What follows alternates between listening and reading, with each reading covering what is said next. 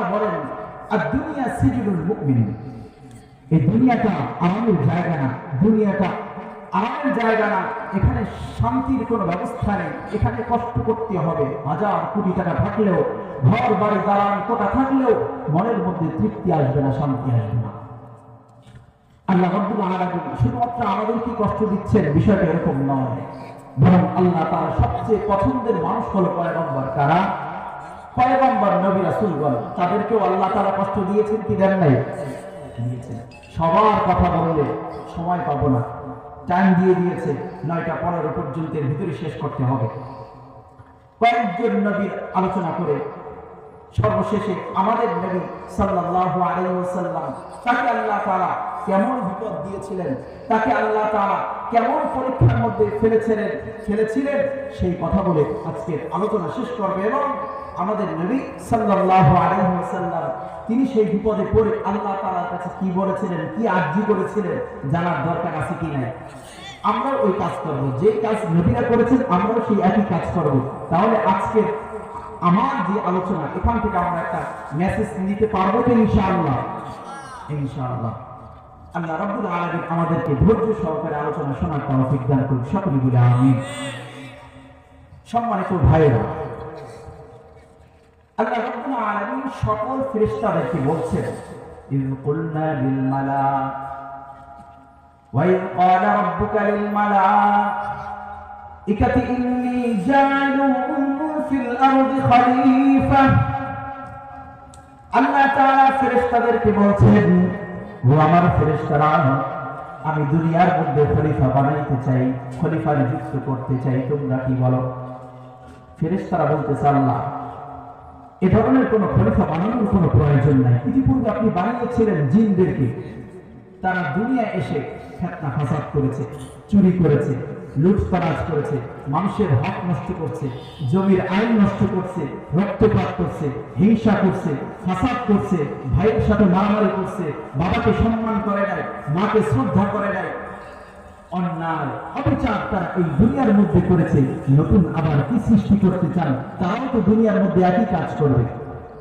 قالوا أتجعل فيها من يفسد فيها يفسد, তারা তো ফাসাদ তৈরি করবে, ويسفك الدماء, রক্তপাত করবে। আল্লাহ বানানোর দরকার নেই। আল্লাহ তাআলা কি বললেন আপনারা জানেন, ইন্নী আ'লামু মা লা তা'লামুন, আমি আল্লাহ যা জানি তোমরা তা জানো না। আল্লাহু আকবার।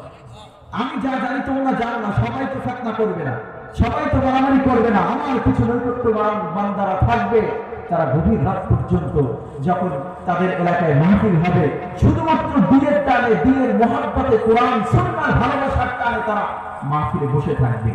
সুবহানাল্লাহ। সবাই কি খারাপ? ভালো মানুষকে দুনিয়ায় নেয় না থাকলে আজকে দুনিয়ায় থাকতো না।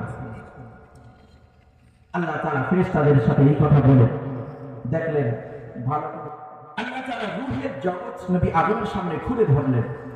মনোযোগ দিয়ে শুনবেন। রূহের জগৎ নবী আদমের সামনে খুলে ধরা হলো। পৃথিবীতে কিয়ামত পর্যন্ত যত মানুষ আসবে প্রত্যেকের চেহারা নবী আদমের সামনে হাজির। আদম আলাইহিস সালাম দেখতে লাগলেন এক একজন করে, এক একজন করে। হঠাৎ তার নজর পড়ল একটা রূহের দিকে। আল্লাহকে জিজ্ঞেস করলেন, আল্লাহ এই রূহটার নাম কি, কে? আল্লাহ তাআলা বললেন, ইনি হলো হারুন রাসূল, তোমার বংশধর। দুনিয়ায় তোমার পরবর্তীতে আসবে, নাম হলো দাউদ। নাম কি? নবী দাউদ। আল্লাহ তাআলা দাউদ আলাইহিস সালামের পরিচয় দিলেন। নবী আদম বললেন, আল্লাহ দুনিয়ায় যে আসবে বাঁচবে কতদিন? আল্লাহ তাআলা বললেন, 40 সানা, 40টা বছর। কয় বছর? মাত্র 40 বছর। আল্লাহ, তাহলে আমি কতদিন বাঁচবো? আলফা সানা, 1000 বছর। 1 বছর 100, 1000 বছর। নবী আদম 1000 বছর, আর দাউদ কত বছর? 40 বছর। মনোযোগ দিয়ে আল্লাহ তাআলা বললেন, বিষয়টা তো বুঝছ? নবী আদম বললেন, হ্যাঁ বুঝতে পারছি, কিন্তু আল্লাহ জিদ অমরে তার হায়াতটা বাড়ায় দাও। আমার সন্তান দুনিয়া আসবে মাত্র 40 বছর হায়াত পাবে, আর আমি পাবো 1000 বছর, কিছু বাড়ায় দাও। আল্লাহ তাআলা বললেন, রুফিআতিল আকলাম, আমি কলম উঠিয়ে নিয়েছি, যেই কলমকে আমি তাকদীর লিখেছি সেটা উঠিয়ে নেওয়া হয়েছে, নতুন কোন সংযোজন কোন বিয়োজন হবে না। সুবহানাল্লাহ। কোন নতুন করে লেখা হবে না। নবী আদম বলেন জিদ মিন আমরি, তাহলে আমার যে হায়াত এখান থেকে কিছু দিয়ে দাও। কথা হচ্ছে কোথায়? রূহের জগতে। কোথায়? খেয়াল রাখবেন, জিদ মিন আমরি, আমার থেকে কিছু দিয়ে দাও। আদম আলাইহিস সালাতু ওয়াস সালামের থেকে তাহলে কত দেওয়া হবে? আল্লাহ জিজ্ঞেস করলেন, নবী আদম বললেন 60 সানা, 60 বছর দিয়ে দাও। কত বছর? 60 বছর। ঠিক আছে, ওকে, 60 বছর ঠিক দিয়ে দিলাম। তাহলে এখন আপনারা হিসাব ভালো বোঝেন, যারা ব্যবসা বাণিজ্য করেন আপনারা ভালো হিসাব বোঝেন, সবাই হিসাব আলহামদুলিল্লাহ ভালো বোঝেন। বলেন, দাউদ আলাইহিস সালাতু ওয়াস সালামের বয়স কত ছিল? 40 বছর। তাকে দেয়া হলো কত? 60 বছর। হলো কত? 100 বছর। আদম নবীর বয়স কত ছিল? 1000 বছর। তার থেকে নেওয়া হলো কত? 60 বছর। থাকলো কত? 940 বছর। থাকবে তো ইনশাআল্লাহ। আল্লাহ তাআলা ঘোষণা করে দিলেন, নাসিয়া আদম, এই আদম সব ভুলে যাবে। আপনাকে আমাকে রূহের জগতে আল্লাহ তাআলা বলেছিলেন, আলাস্তু বিরাব্বিকুম, আমি কি তোমাদের প্রভু নই? তখন আমরা প্রত্যেকে কি বলেছিলাম? বালা। কি বলেছিলাম? বালা, হ্যাঁ আপনি আমার প্রভু। কিন্তু কার মনে আছে? কার মনে আছে? আমাদের মনে নাই, কারণ আমরা নবী আদমের সন্তান। আর আমাদের দাদা, আমাদের বাবা, আদি পিতা যেহেতু বংশে একই রক্তের, একই কানেকশনের, এ কারণে তারও মনে নেই রূহের জগতের কথা। রূহের অধিবেশন শেষ। এরপরে আল্লাহ তাআলা নবী আদমকে একটা স্টেজে বসালেন, সকল ফেরেশতাদেরকে আল্লাহ রাব্বুল আলামিন ঘোষণা করে দিলেন, ইয কুলনা লিল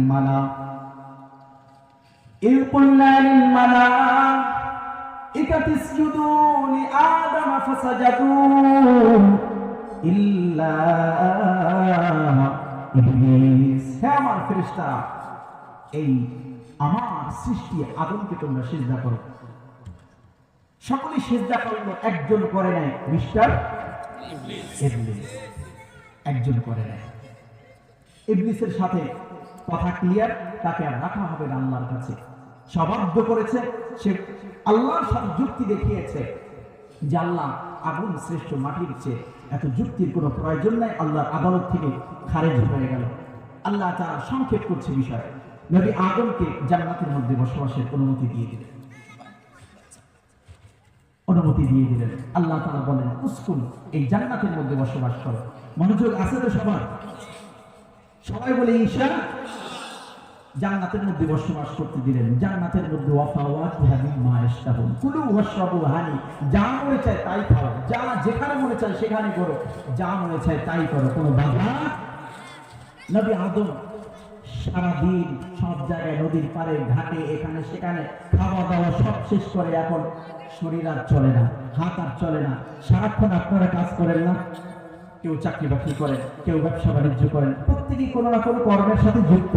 সারাক্ষণ কাজ করার পর রাতে আর হাত পা চলে, তখন কি মনে চায় একটু ঘুমায়। আল্লাহ তাআলা বলেন, ওয়াবানাইনা ওয়াজআলনা নাওমাকুম সুবাতা, আমি এই রাতকে তোমাদের জন্য বানিয়েছি আরামদায়ক, ঘুমানোর জন্য। এই কারণে আল্লাহ তাআলা রাতের বেলায় সূর্য রাখেন না, চাঁদ দিয়ে দেন, যাতে তার বান্দারা সুন্দর করে এই রাতের বেলায় ঘুমাইতে পারে।